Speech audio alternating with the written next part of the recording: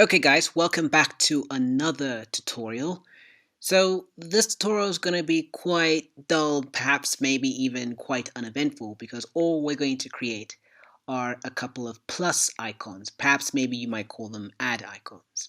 But they're going to serve a greater purpose in the next video. There's a reason why we're going to create these. It's going to serve a greater purpose.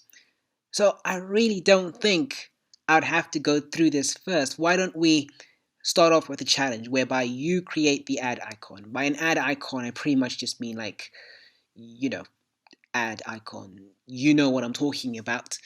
So why don't you go ahead and create your interpretation of it?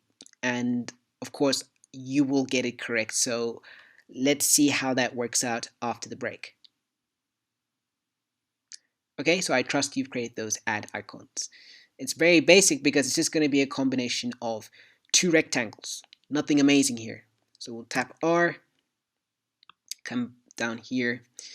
Let's make it about, well, let's start out with about 26 here. And I'm going to zoom in. So I'm just going to, you could zoom in two different ways, but you could use Command and the plus button to zoom in, or you could use here. So I'm zoomed in to about 200%. And let's just reduce this a bit. Let's make it 24. That looks a bit better. Then we'll use Command D to duplicate. And then what I'll do is I'll rotate this by about 90 degrees. I'll bring it here until the lines intersect. And I will combine them with a union. No big deal here. Let's select this. I'm just going to give it a little bit of style. So I'm going to just put the corner radius up to the max, which does something like that. And I'm going to take this and duplicate it like this. And you know that to ensure that this corner radius pretty much scales down with the rest of the image, we have to flatten. So let's just flatten that, and we'll flatten that. Of course, one try is all we need to create these two. So that's why it's been reduced to one single path. There are no subpaths. So let's do something else here. Let's just call this one, the top one, add icon 2. And this one is add icon 1. Now let's just do one thing extra. It's not going to make sense now, but it's going to make sense in the next video.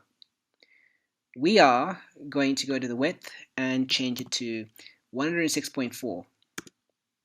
We are going to go to the height and change it to 106.2.